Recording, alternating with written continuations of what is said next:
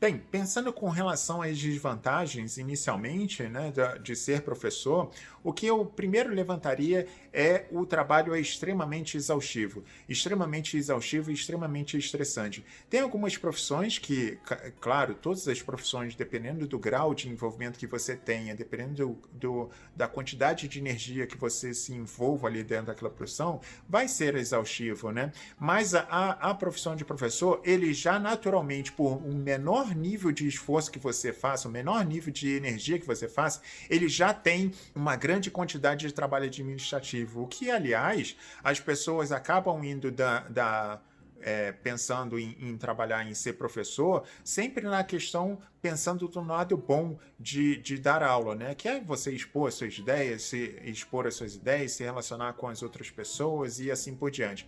Agora, ninguém lembra a questão de você preparar a aula, de você preparar o material, né? Os exercícios, preparar a questão da prova, de preencher o diário. Preencher o diário é uma das coisas mais vamos dizer assim, eu não tenho nem palavras para descrever isso, porque você não pode errar em momento nenhum, você faz a caneta e você não pode errar em momento nenhum, você não pode ter rasura, você todo dia você tem que fazer a chamada, você não pode preencher aquilo ali de qualquer jeito. Vamos pegar o exemplo de um colega meu que estava dando aula a polícia chegou para perguntar para ele, cadê o seu diário? A gente precisa ver o seu diário da turma tal. Aí ele, por que a gente precisa ver por que você precisa ver o meu diário? Ah, porque tem um aluno dessa turma que estava assaltando em um determinado dia, ele foi reconhecido e ele está falando que ele estava dando aula.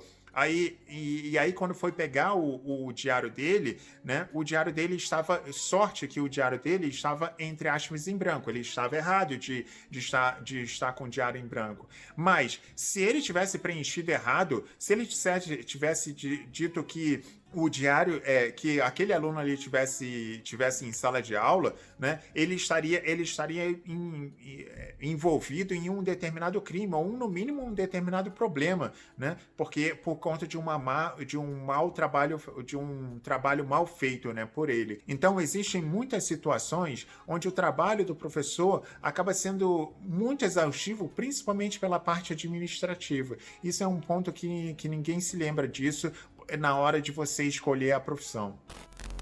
Juntando com essa parte administrativa, por exemplo, a questão do planejamento, né? A questão do planejamento anual dá muito trabalho de você fazer aquilo ali. E muitas das vezes como as escolas pedem planejamentos diferentes, você pode estar trabalhando em duas, três escolas, você sempre vai ter que fazer o planejamento diferenciado. Então, muitas das vezes você tem que fazer dois, três planejamentos, mesmo que seja para o mesmo ano, né? E você, na maioria das vezes, você não consegue aproveitar o planejamento do ano anterior para o planejamento para esse ano ou para o ano seguinte, né? Às vezes a escola acaba solicitando situações que você precisa fazer alterações naquilo ali. E aí, né, surge a questão dos prazos, né? Os prazos, o colégio, todo colégio deve respeitar uma ementa mínima que deve ser cumprida. E essa ementa está dentro do seu planejamento. Então quer dizer que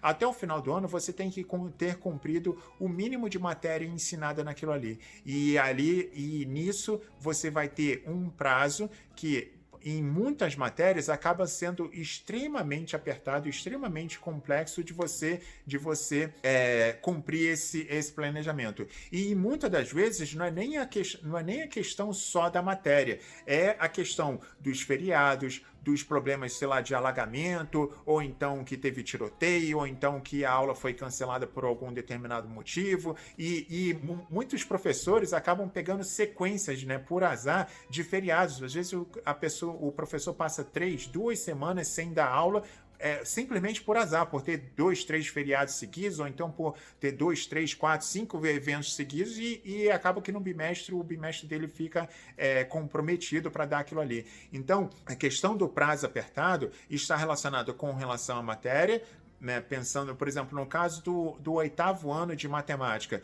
na parte de álgebra, é extremamente apertado para que você dê todo aquele conteúdo ali. Não só dar o conteúdo, mas fazendo com que os alunos entendam, porque é uma passagem super importante na vida dos alunos. São matérias que são extremamente abstratas, difíceis de serem absorvidas a ideia, e além disso, ainda é bem comprido, é bem extenso o conteúdo. Então, é uma coisa complicada e ainda junta com essas questões de eventualmente você não conseguir dar aula. E aí uma pessoa inocente pensa assim, tudo bem, eu não pude dar aula, eu não consegui concluir, isso não é um problema meu. É óbvio que vai ter um estresse, é óbvio que vai ter gente ali te cobrando para que você conclua aquela ementa. Seja os próprios alunos, a família, ou então o corpo, né, que trabalha, o corpo administrativo que trabalha na escola vai te cobrar para que você termine aquilo ali. E se não for isso, se alguma coisa passar despercebida, no próximo ano o seu colega vai cobrar, ué, mas você não deu isso daqui para os alunos? Como é que foi isso? Tal, não sei o quê. Ou seja, vai haver uma cobrança com relação ao seu trabalho de você cumprir aquilo ali. E isso vai desgastar uma determinada energia considerável, né, da sua vida. Um outro ponto extremamente difícil de lidar com a profissão de professor é a questão do peso emocional que você carrega de você estar ali dentro da sala de aula. De acordo que a gente vai subindo, né, ou que vai evoluindo, ou que vai passando os anos, né, essa carga emocional vai diminuindo consideravelmente. O que eu quero dizer com isso? Quando a gente está trabalhando lá no Fundamental 1, tem muito mais peso emocional, você se relaciona muito mais emocionalmente com os alunos, você tem uma carga, né, de relacionamento com os alunos muito maior do que quando você vai passando para o Fundamental 2, para o ensino médio e até mesmo o universitário. De acordo com os anos vão passando, você vai fazendo uma exigência com relação à sua capacidade técnica, você saber um determinado assunto específico muito bem, para você explicar aquilo ali muito bem, e a carga emocional vai sendo tirada. Por exemplo, quando você está no Fundamental 1, você tem que assinar o caderno, você tem que mandar bilhete para os pais, você tem que lidar com os problemas dentro de sala de aula que os alunos ali estão provocando. Quando você vai chegando, por exemplo, no ensino médio, você já deixa de dar visto no caderno, você já deixa de mandar mensagem para os pais, você já deixa de resolver uma série de problemas dentro de sala de aula. Quando os alunos criam uma determinada situação, você simplesmente encaminha ele para a coordenação, problemas que você não consiga resolver dentro de sala de aula sozinho, é claro, né? Você encaminha ele para a direção ou para a coordenação, ou então chama os pais, ou seja, você começa a não resolver aquilo dali sozinho, né? E mais ainda, isso fica mais claro ainda quando você vai para a universidade, que você passa a ter muito mais uma conexão com alunos mais de conhecimento do que emocional. Então, mas de uma forma geral, o professor está extremamente ligado com as questões emocionais. Vamos pegar, por exemplo, o caso do professor que está dando aula na universidade e a aluna dele está grávida, está próxima de ter filho, ou então está tendo questões ali com relação à gravidez, né? Ele vai precisar lidar com aquela situação, o conflito de você cobrar para o aluno dele estudar e ao mesmo tempo de você ser generoso ou ser empático com um problema do outro. Quando você está no Fundamental, por exemplo, 2, e um aluno, o Fundamental 2, né, para quem está aí acompanhando não sabe muito bem o que é o Fundamental 2, a gente está lidando aí com as crianças mais ou menos de 10, 11 anos até as 14, 15 anos. Então, é uma fase extremamente emocionalmente complicada, onde eles estão em transformação, estão em evolução, e pode acontecer alguma situação ali dentro da família, por exemplo, aqui dos pais que se separam, ou então os pais que estão brigando, ou então o falecimento de algum familiar, que aquilo dali vai afetar o aluno, e você precisa ser empático com o aluno, você precisa ser no mínimo, né, ver o problema do outro e você tentar amenizar aquela situação ali para aquela pessoa, né? Você ajudar aquela pessoa ali a passar. E isso tem um desgaste emocional.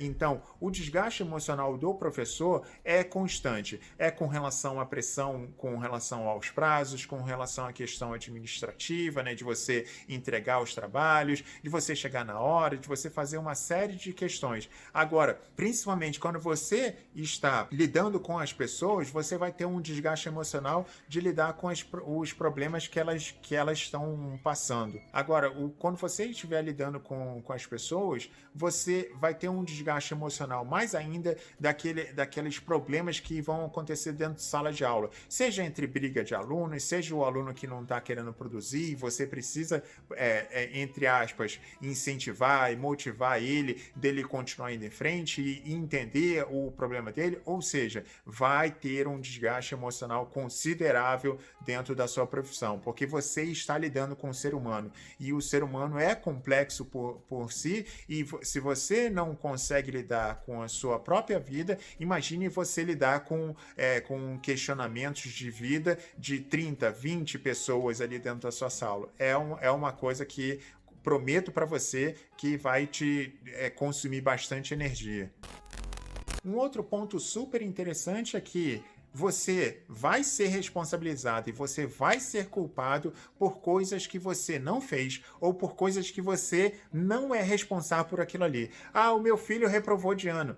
Tudo bem, foi o seu filho, não fui eu que reprovei de ano. Foi o seu filho, ele teve durante o ano inteiro, né, para ele render. E no sistema atual que a gente tem, o aluno tem uma série de possibilidades de estar se recuperando, Mas chega no final do ano, o pai vai falar assim: ah, foi culpa sua, porque você não ensinou direito, porque você não passou os exercícios, porque você não me comunicou, porque você é isso ou você é aquilo outro. Na maioria das vezes, a falha do aluno a sociedade em geral vão tentar vai tentar colocar em você a responsabilidade pela aquela falha ali do aluno. Na maioria das vezes, as pessoas não querem assumir problemas, não querem assumir falhas. Ou seja, sabe aquela história, filho feio não tem pai? Pois é, o pai sempre vai ser você, né? As pessoas sempre vão ter que tentar colocar a responsabilidade de coisas que não estão funcionando dentro